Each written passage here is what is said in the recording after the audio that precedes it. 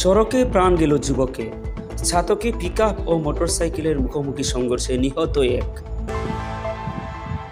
সুনামগঞ্জের ছাতকে ভয়াবহ সড়ক দুর্ঘটনায় প্রাণ হারিয়েছেন এক মোটরসাইকেল আরোহী। বৃহস্পতিবার বিকেল আনুমানিক ৩টার দিকে সিলেট সুনামগঞ্জ আঞ্চলিক মহাসড়কের ছেসান রাউলি এলাকায় এ দুর্ঘটনা ঘটে। প্রত্যক্ষদর্শীরা জানান, সুনামগঞ্জগামী একটি মোটরসাইকেলের সঙ্গে বিপরীত দিক থেকে আসা একটি পিকআপ ভ্যানের মুখোমুখি সংঘর্ষ হয়। সংঘর্ষটি এতটাই ভয়াবহ ছিল যে ঘটনাস্থলেই মারা যান মোটরসাইকেলের আরোহী।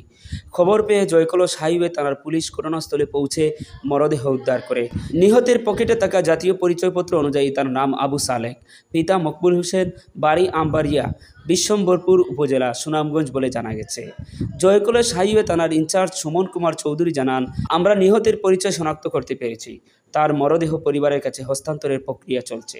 দুর্ঘটনায় ব্যবহৃত মোটরসাইকেলটি পুলিশের হেফাজতে রয়েছে। স্থানীয়দের অভিযোগ, মহাসড়কে দ্রুত গতির যান চলাচল এবং ট্রাফিক আইন না মানায় এমন দুর্ঘটনা বেড়েই চলছে। সচেতনতা ও যথাযথ আইন প্রয়োগ না হলে প্রাণহানির ঘটনা আরও বাড়তে পারে বলে আশঙ্কা তাদের। সতর্ক থাকুন, সড়ক নিরাপদ করুন।